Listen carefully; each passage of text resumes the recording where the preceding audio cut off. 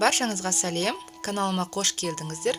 Бүгін сіздермен тесік-тесік болып шығатын ажурный блиныйдың рецептісімен бөлісемін.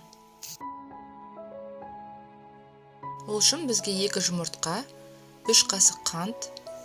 Негізі қантты татымына қарай қосыңыздар, егер тәтті керек болса, көбірек салыңыздар. Кішкентай қасықты толтырмай тұз және ас содасы керек.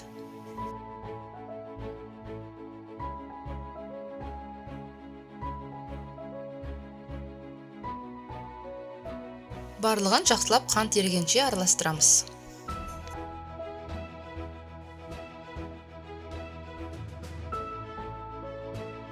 Енді сыворотка қосамыз. Алдымен жартысын ғана қосыңыздар, қалған жартысын оннан кейін қосамыз.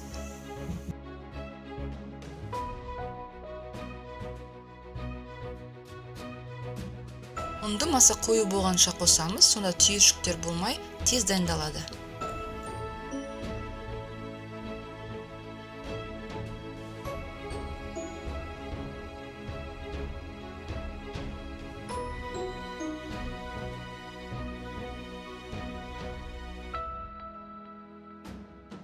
Міне осындай қою масса болу керек. Енді осыған қалған сары суымызды қосамыз.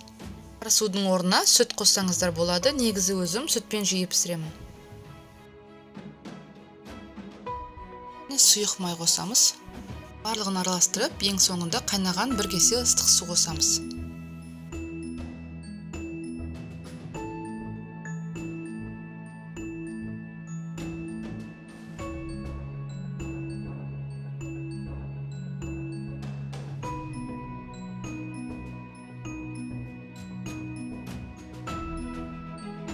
Міне осындай сұйық болу керек. Табаға құйған кезде жеңіл жағылу керек. Егерде табаға баяу жағылса, қайнаған су қосыңыз.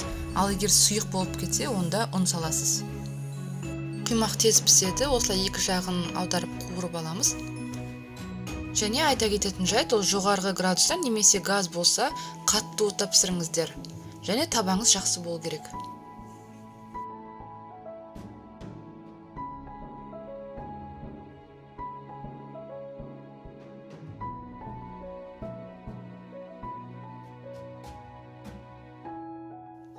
Міне блинымыз дайын, жұп-жұқа. Өте керемет. Жасалу жолы оңай және тез. Менде шамамен 15-20 минут кетті. Жасап көріңіздер. Назарларыңызға рахмет. Каналыма тіркелуді ұмытпаңыздар. Сіздермен болған Гаухар.